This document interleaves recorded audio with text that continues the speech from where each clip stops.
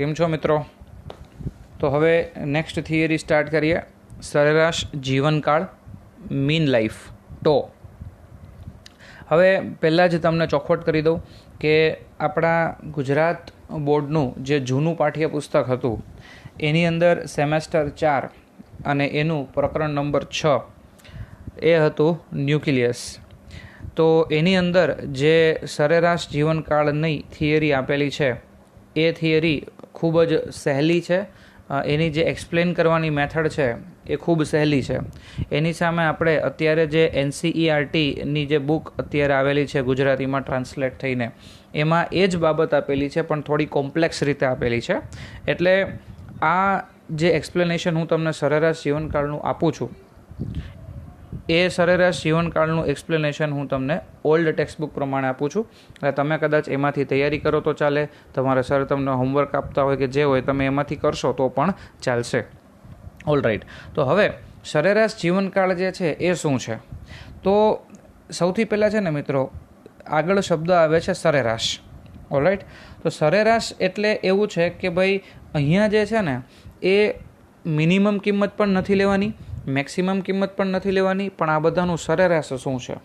તો એમાં કેવું થાય છે તમે વિચારો તો મિત્રો કે એક તમારી પાસે જે ન્યુક્લિયસ છે, મેં લાસ્ટ લેક્ચરમાં તમને 1000 યુરેનિયમના જે છે એ પરમાણુ લઈ અને કીધું હતું કે ભાઈ 1000 પરમાણુનું વિખંડન થાય અને માની લ્યો કે 1 કલાકની અંદર એનું વિખંડન થાય અને ટો હાફ તમને મળે છે 1 કલાક અને 500 ન્યુક્લિયસ બાકી રહે.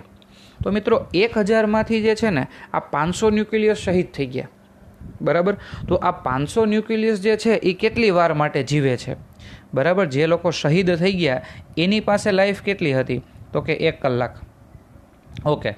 હવે આ બીજા 500 છે ને એમાંથી જે બાકી રહેલા 500 છે એમાંથી 250 જે છે ને એ શહીદ થઈ ગયા, બરાબર.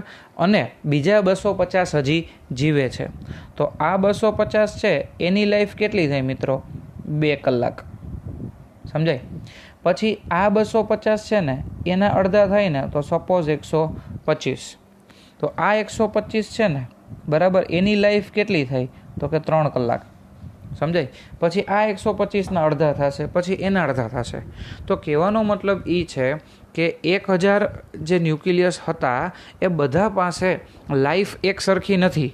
500 ન્યુક્લિયસ એવા છે કે જે 1 કલાક માટે જીવે છે, બરાબર. 250 ન્યુક્લિયસ એવા છે કે જે 2 કલાક માટે જીવે છે. 125 ન્યુક્લિયસ એવા છે કે જે 3 કલાક માટે જીવે છે, બરાબર. હવે સપોઝ આઈ થિંક 64.5 જેવું થાય અપ્રોક્સિમેટલી. તો 64.5 જેટલા ન્યુક્લિયસ એવા છે કે જે 4 કલાક માટે જીવે છે. એના અડધા કરતા જાઓ, સપોઝ 64 લઈ લઈએ આપણે. 64 જે છે 4 કલાક માટે જીવશે, 32 છે 5 કલાક માટે જીવશે, 16 છે એ જે છે 6 કલાક માટે જીવશે. તો દરેકે દરેક ન્યુક્લિયસ છે એના માટેનો જીવનકાળ અલગ અલગ છે. આ વસ્તુ સમજાણું, બરાબર? દરેકે દરેક માટેનો જીવનકાળ છે એ અલગ અલગ છે. હજી તમને ન સમજાય ને તો હજી હું તમને એક એક્ઝામ્પલ આપું. આપણે ધારી લઈએ કે તમે લોકો જે છે એ ધોરણ 12 પૂરું કરી અને એ ગ્રુપવાળા મિત્રો છે સરસ મજાની કોઈ એન્જિનિયરિંગ કોલેજમાં એડમિશન લે, બી ગ્રુપવાળા મિત્રો છે, બરાબર, એ લોકો આપણે એવું ધારી લઈએ કે સરસ મજાના MBBSમાં એડમિશન લે. હવે તમે જે છે તમારા પપ્પાને એમ કહો કે ભાઈ પપ્પા મને કંઈક સરસ મજાની ગિફ્ટ તમે લઈને આપો, બરાબર, મેં આટલા સારા ટકા લીધેલા છે. હવે આપણે ધારી લઈએ કે તમને ગિફ્ટમાં જે છે ને એ મળે છે એક નવો મોબાઈલ, બરાબર. જો કે તમારા બધા પાસે છે જ અત્યારે, પણ છતાં આપણે ધારી લઈએ કે એક જે છે એ તમને નવો મોબાઈલ મળે છે. પછી તમને જે છે એ એક સોનાની વીંટી મળે છે. દાખલા તરીકે આ જે છે એ આપણે એમ વિચારીએ કે એક તમને જે છે સોનાની વીંટી જે છે આપવામાં આવે છે. ત્યાર પછી જે છે એ આપણે એવું ધારી લઈએ કે તમને જે છે એ એક સરસ મજાનું બાઇક પણ તમારા પપ્પા જે છે એ તમને એક સરસ મજાનું બાઇક અપાવે છે. ઓકે. તો 3 વસ્તુ જે છે એ તમને અત્યારે ગિફ્ટમાં મળેલી છે: મોબાઈલ, એક જે છે ગોલ્ડની રિંગ અને એક બાઇક. હવે ધ્યાનથી સમજજો. આપણે એમ ધારી લઈએ મિત્રો કે તમારો સ્વભાવ જે છે ને એ ખૂબ જ ભૂલકણો છે, બરાબર. તમે જે છે ને શું કરો છો તો કે તમે જે છે એ દરેક વસ્તુ ક્યાંક ને ક્યાંક ભૂલી જાઓ છો, તમારાથી બધું ખોવાઈ જાય છે બહુ. ઓકે, હવે આ 3 વસ્તુ તમે લઈને આવો છો અને માની લ્યો કે જેવું જે છે એ 1 વીકનો સમય થાય, બરાબર. જેવો 1 વીકનો સમય પૂરો થાય, 1 વીક, તો 1 વીક પછી તમારો જે મોબાઈલ જે છે ને, ઓકે, એ મોબાઈલ છે એ ચોરી થઈ જાય છે. આપણે ઉધારી લઈએ કે તમારો મોબાઈલ છે એ ચોરી થઈ જાય છે. તો તમારો મોબાઈલ જે છે, બરાબર, એનો આપણે એમ વિચારીએ કે જેમ ન્યુક્લિયસનો ક્ષય થાય છે, ન્યુક્લિયસ પોતે નાશ પામે છે, એમ તમારો મોબાઈલ જે છે એ ચોરી થઈ જાય છે. તો તમારો મોબાઈલ કેટલો ટાઈમ જીવે છે? 1 વીક. All right. હવે જે છે એ મિત્રો આપણે એવું વિચારીએ કે તમારી પાસે રહેલી રિંગ, હા બસ હું ટૂંકમાં તમને જે છે ને એ ખંખેરી જ નાખવાનો છું આ વિડીયોમાં. તો અહીંયા જે છે એ તમારી પાસે રહેલી રિંગ. હવે ફોર એક્ઝામ્પલ મોબાઈલ જે છે એ ચોરી થઈ ગયો, ઘરમાં થોડુંક ખીજાણા, વાતાવરણ પાછું નોર્મલ થઈ ગયું.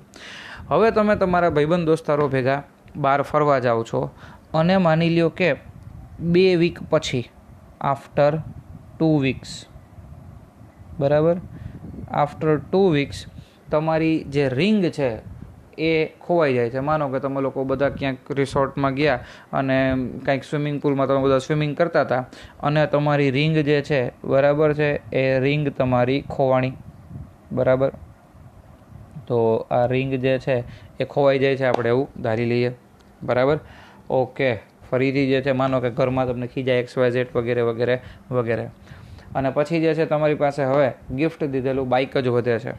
તો માની લઈએ કે તમારી પાસે રહેલું જે બાઇક છે, બરાબર, એ બાઇક લઈને તમે બધા જે છે ક્યાંક ફરવા ગયા છો આફ્ટર અ લોંગ ટાઈમ. મતલબ તમને બાઇક લીધું એના સપોઝ 6 વીક પછી, બરાબર. એવું નથી કે પેટર્ન આપણે કોઈ ફોલો કરવી છે, પણ સપોઝ આફ્ટર 6 વીક તમે બાઇક લઈને ક્યાંક જાઓ છો અને તમે ચાવી ક્યાંક ભૂલી જાઓ છો, બરાબર. અને ચાવી ભૂલી જાઓ છો એના હિસાબે અહીંયા જે છે એ તમારી ચાવી ખોવાઈ જાય છે, બરાબર. ચાવી ભૂલાઈ જાય છે અને એના લીધે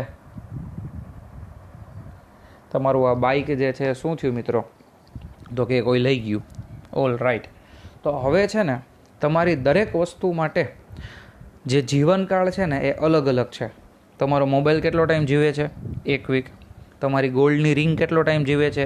2 વીક. હવે 4 વીક મેં શું કામ નથી લખ્યું? નકર તમે એમ કહેશો કે સર તમે એક પેટર્ન ફોલો કરો છો. એટલે આ 3 વસ્તુનું તો એક્ઝામ્પલ છે. તમારી પાસે n નંબર ઓફ વસ્તુ હોઈ શકે અને બધું જે છે એ અલગ અલગ વીક માટે તમારી પાસે રહેશે અને પછી માનીએ કે ખોવાતું જાય છે. એવી રીતે છેલ્લે આપણે જે છે બાઇકની વાત કરી તો બાઇક કેટલું જીવે છે? 6 વીક, બરાબર. હવે તો આ 3 વસ્તુ જે છે એ તમારી પાસે સરેરાશ કેટલો ટાઈમ રહી એ જો તમારે પછી જાણવું હોય તો તમારે શું કરવું પડે? તો કે અહીંયા જે છે ને એ મેથ્સના ફોર્મ્યુલા લગાડવા પડે કે મોબાઈલ છે એ 1 વીક પ્લસ તમારી રિંગ છે એ 2 વીક પ્લસ તમારું બાઇક છે એ 6 વીક. તો 6 + 2 + 1 એટલે આ થઈ જશે 9. અને કેટલી વસ્તુ હતી? 3. તો સરેરાશ તમારી પાસે એક વસ્તુ 3 વીક માટે રહી. તમે મોબાઈલ સરેરાશ 3 વીક યુઝ કરેલો છે, રિંગ તમે સરેરાશ 3 વીક યુઝ કરેલી છે અને બાઇક પણ તમે સરેરાશ 3 વીક યુઝ કરેલું છે. એવું આપણે અપ્રોક્સિમેટલી ખાલી ધારી લઈએ. તો અહીંયા તમે મિત્રો સમજી ગયા કે હું તમને સરેરાશની વાત કરું છું. તો આ ટાઈપનો ફોર્મ્યુલા જે છે એ એક્ઝેક્ટ અહીંયા બંધ નહીં બેસે, પણ અહીંયા જે છે એ આપણે શું કરવું છે? તો સરેરાશ જીવનકાળમાં તમારું દરેકે દરેક ન્યુક્લિયસ એક સરખા સમય માટે જીવતું નથી. All right. તો મેં જે પ્રીવિયસ લેક્ચરની અંદર મેં તમને જે 1000 ન્યુક્લિયસ કીધેલા હતા, તો હવે તમે મિત્રો સમજી ગયા છો કે 1000માંથી શું થાય છે? તો કે આપણે એવું ધારી લીધું હતું કે 1 કલાક આપણો જે છે એ હાફ લાઈફ હતો. તો 500 ન્યુક્લિયસ જે છે, બરાબર, એ શહીદ થાય છે અને 500 ન્યુક્લિયસ બાકી રહે છે, બરાબર. આ 500માંથી 250 ન્યુક્લિયસ છે એનો ક્ષય થાય છે અને 250 ન્યુક્લિયસ જે છે એ બાકી રહે છે, બરાબર. તો આ 500 માટે જે સરેરાશ જીવનકાળ છે, જીવનકાળ છે 1 કલાક છે, આના માટે 2 કલાક છે. આ 250માંથી 125 જે છે ક્ષય પામે અને 125 બાકી રહે, તો આ 125 માટે 3 કલાક. તો એવી રીતે જેટલા પણ ન્યુક્લિયસ છે એ બધા માટેનો સરેરાશ જીવનકાળ મારે શોધવો હોય તો સરેરાશ જીવનકાળને આપણે શું કહેશું? ટો. મિત્રો, મેં ખાલી તમને ટાઇટલ જ સમજાવેલું છે, બરાબર? કારણ કે લાસ્ટ જે ટાઇટલ હતું ને એ સહેલું હતું, હાફ લાઈફ, અડધું થવા માટેનો સમય. તો એ તો ઇઝીલી સમજાઈ જાય કે 1000 ન્યુક્લિયસમાંથી 500 ન્યુક્લિયસ બાકી રહે તો એના માટેનો સમય કેટલો. પણ આ છે એક સરેરાશ જીવનકાળ. Alright, okay. તો હવે એના માટે ઘણી બધી મેથડ છે મિત્રો, અને ઘણી બધી થિયરીઓ ડિરાઈવ થયેલી છે.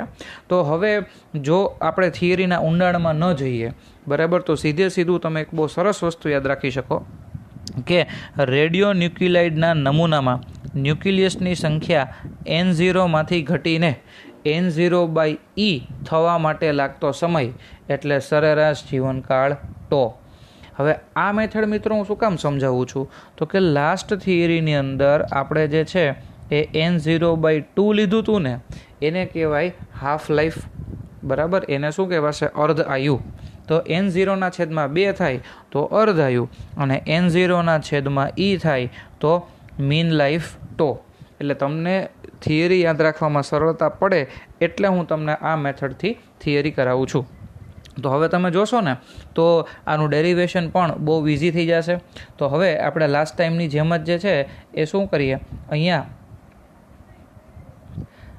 n બરાબર N0 e⁻ આ સમીકરણની અંદર nની બદલે શું મૂકી શકાય? N0/E, અને tની બદલે શું મુકાય? ટો. ઓલરાઈટ. તો અહીંયાથી N0 અને N0 કટ થઈ જશે. આ માઇનસ વાળું જે પદ છે ઈની માઇનસ ઘાત એ છેદમાં જાય તો કેવું થઈ જાય? પ્લસ થઈ જાય.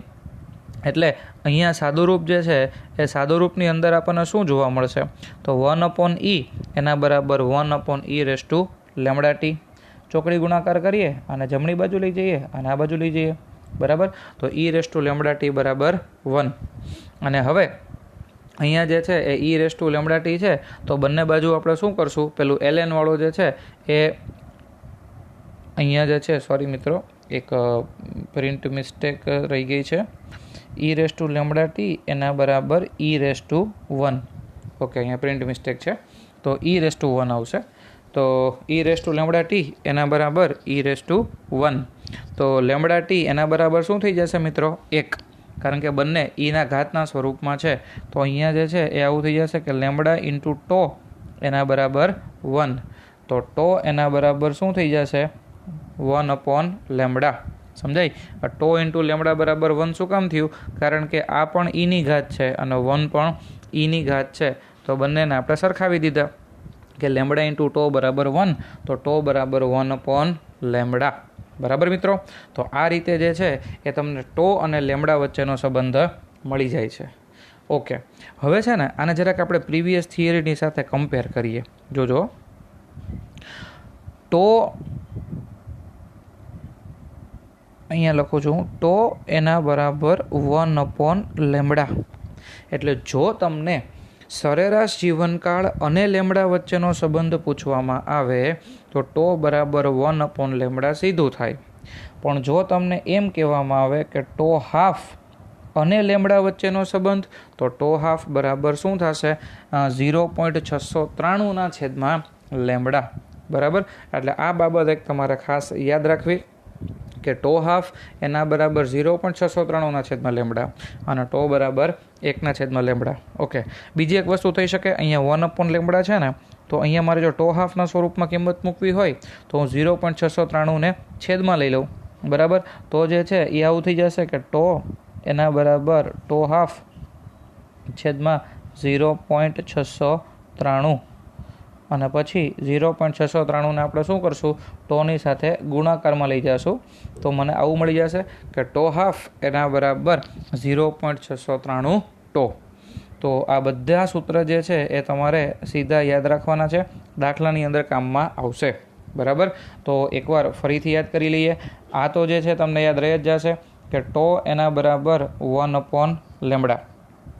પણ જો અહીંયા ટો હાફ હોય તો શું થઈ જશે મિત્રો? 0.693 એના છેદમાં લેમડા. બરાબર? તો આ રીતે જે છે એ ટો અને લેમડા વચ્ચેનો સંબંધ, ટો હાફ અને લેમડા વચ્ચેનો સંબંધ, બે સંબંધ આ, અને ત્રીજો ટો અને ટો હાફ વચ્ચેનો સંબંધ કે ટો હાફ બરાબર 0.693 ઇન્ટુ ટો. બરાબર. તો આ રીતે આ 3 સંબંધો યાદ રાખી અને પછી આના ઉપરથી આપણે ઘણા બધા દાખલા કરી શકશું. તો હવે નેક્સ્ટ જે આપણા થિયરીના લેક્ચર્સ નહીં આવે, પણ હવે જે છે એ હું તમને અમુક દાખલાઓના જે છે એ પરિચય કરાવીશ.